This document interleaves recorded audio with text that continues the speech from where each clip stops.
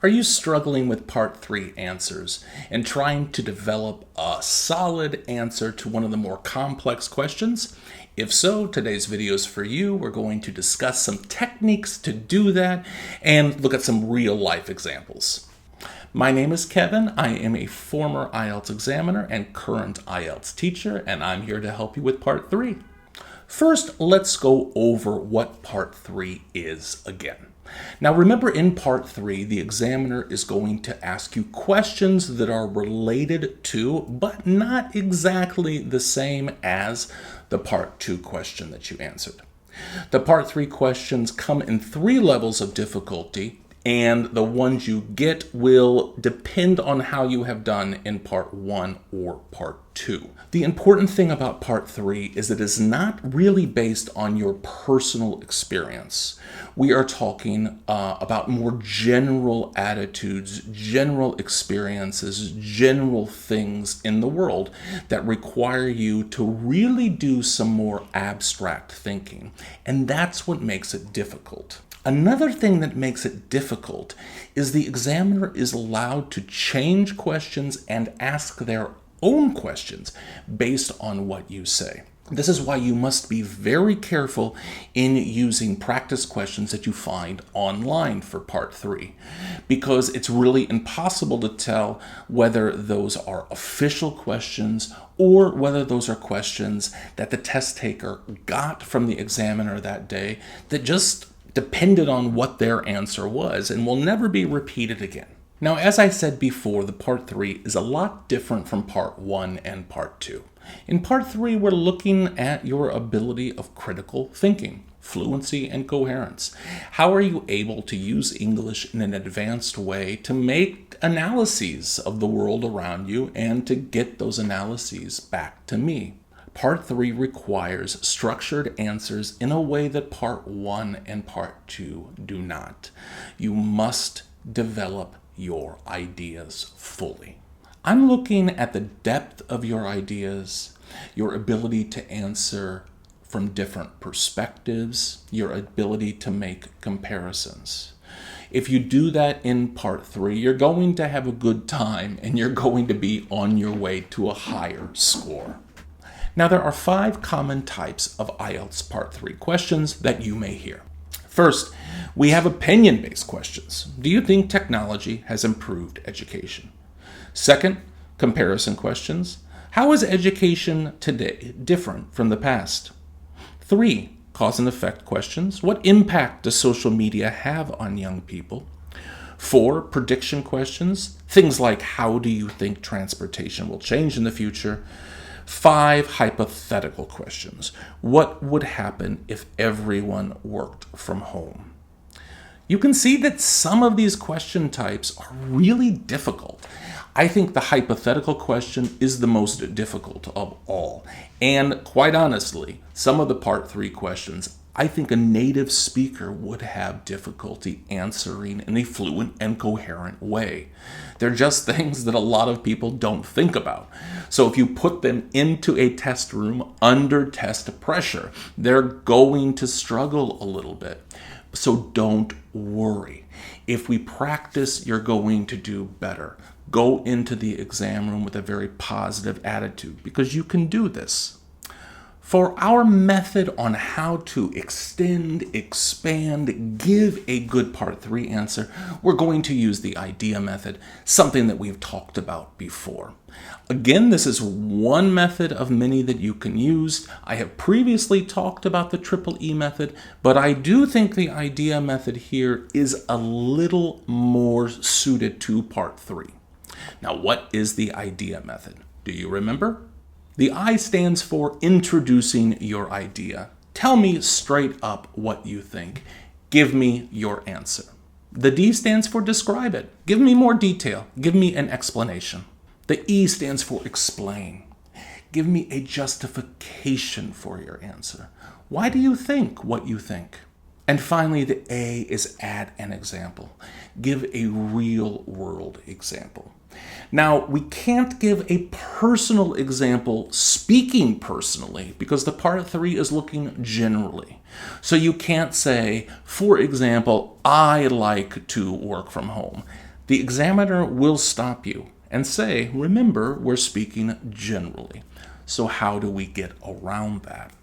You can use the idea, just swap out some people instead of I. For example, some people really like to work from home. That's an easy way around not using personal stories and personal examples. We want to stay away from the word I. So let's look at an example for the question, do you think technology has improved education? As you can see on the screen, I have the idea method and I have it broken down into 4 sentences. This is just an example, and the more you can add, the better. So here, the introduction of our answer is, yes, I believe technology significantly improved education. We describe it. It allows students to access knowledge from everywhere. We explain why. With online courses and digital tools, learning has become more flexible and interactive. And finally, we're going to give an example. For example, many students can now use platforms like Coursera or YouTube to learn new skills. There we go. You can see how the idea method works in real life. Again, for our purposes here, this may even be a little short. So don't worry about talking a little bit more. If you speak too long, the examiner will stop you, but usually I just let people talk because, again, the more language I have, the better I can score you. Let's look at another question. How is education today different from the past? The I, education today is much more technology-driven compared to the past. We're going to describe it. In the past, students relied on textbooks, but now they use digital resources. We're going to explain why. This change is due to advancements in technology and increased internet access. And we're going to add an example. For instance, students today can attend virtual classes, which was impossible decades ago. I'm going to leave this on the screen for a few seconds. Look at it and see how you can extend even more in the describe. Give another way that education is different from the past. Can you give another explanation? Can you give another example? Those are all ways to make this question answer a little more detailed, a little more precise, and quite honestly, a little better. Let's look at one final question example, and we're going to do a cause and effect. Our question is, what impact does social media have on young people? Let's introduce our answer. Well, social media has both positive and negative effects on young people. We can describe it. On the one hand, it helps them stay connected, but on the other hand, it can be distracting. We're going to explain why. Too much social media use has been linked to decreased focus and increased anxiety. And finally, we're going to give our example. For example, studies show that students who spend hours on social media tend to have lower academic performance. Again, the describe, explain, and adding an example can all be extended by giving another description, more explanation, or adding a second example. This is an easy method to give you a framework in your mind on how to answer these more developed, complex questions, and it is completely extendable. So let's look at some common mistakes that I hear when I'm giving the IELTS exam, and some common mistakes that at the beginning my students have made over the years. The first, of course, is giving short, underdeveloped answers. If it's too short, you are not giving me enough language to really assess your ability to speak English. And that means you're going to get a lower score on the IELTS. Always use this idea method to develop and extend your answers. Practice it. Practice makes perfect. The second is using memorized answers. We can tell when your answers are memorized. We can tell. And technically, memorized answers are supposed to get a 0 on the IELTS. It is a completely ineffective way to study and prepare for the IELTS, memorizing questions. You are wasting your time. What are the chances that the IELTS question you receive is going to match completely with the IELTS answers you have memorized? Remember, the questions are changed as we go through the year. And also, in part 3 particularly, the examiner can make up their own questions and ask you. Do not memorize answers. Do not memorize answers. The third mistake I hear is people speaking too generally. When you speak too generally, you're not really getting your message across for me, and I don't know what you mean. It's like saying something is interesting. Well, interesting to me is probably very different to interesting to you. So you have to explain the why behind something's interesting. Part 3 is asking detailed, in-depth, analysis-based questions, and you have to be able to do the analysis in a specific way to really answer the question. If you're speaking too generally, you're not going to be able to do that, and your score is going to reflect that. The fourth mistake I hear is simply repeating the question without adding any of your own value. For example, if I ask you, do you think technology has impacted education? You say, yes, I think technology has impacted education. That's not really answering the question in any type of depth or analysis, correct? And it's just a bad way to approach these things. Use the idea method, expand, describe, give examples. That is the way to a good answer. And our fifth mistake is pausing too much or hesitating too much. Notice I said too much. It's very natural to pause to collect your thoughts, but we have to give me a little bit of indication that you're thinking. I've never thought of that before. That's a difficult question. Let me think a second.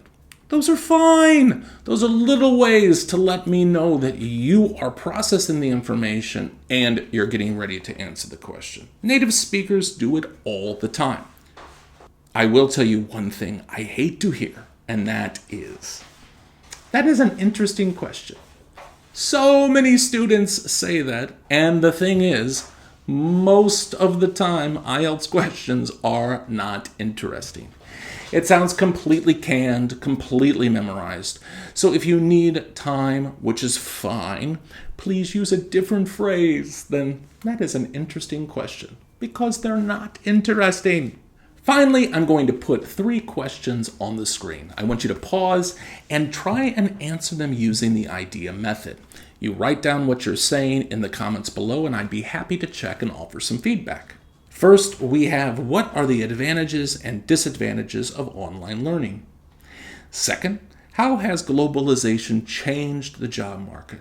Third, should governments invest more in public transportation? Remember, we want to strike a balance between answering in depth without sounding overly formulaic, overly memorized, overly academic. We want to show a good use of the language with a style and awareness of the words we're using. And also remember, precise vocabulary is what we're aiming for if you can do it. So to sum up the video, today we talked about the idea method, which is introduce, describe, explain, and add an example. It's a great way to help you extend your Part 3 responses, but you must practice. We also talked about the importance of providing examples, being able to make comparisons, being able to offer different points of view on some of the Part 3 questions. Remember, Part 3 questions are really written with that in mind. So if you're going to answer it fully, you're not going to be giving a very short answer. And we talked about avoiding the common mistakes. Too short answers, general responses, long silent pauses. Don't do that. And that brings us to the end of our video. As always, if you found this helpful, please give me a thumbs up please hit the subscribe button. And of course, leave comments below about what you want to see in future videos, and give me the answers from the part 3 question I put on the screen before, and I'll be happy to offer my advice. Until next time, happy studies.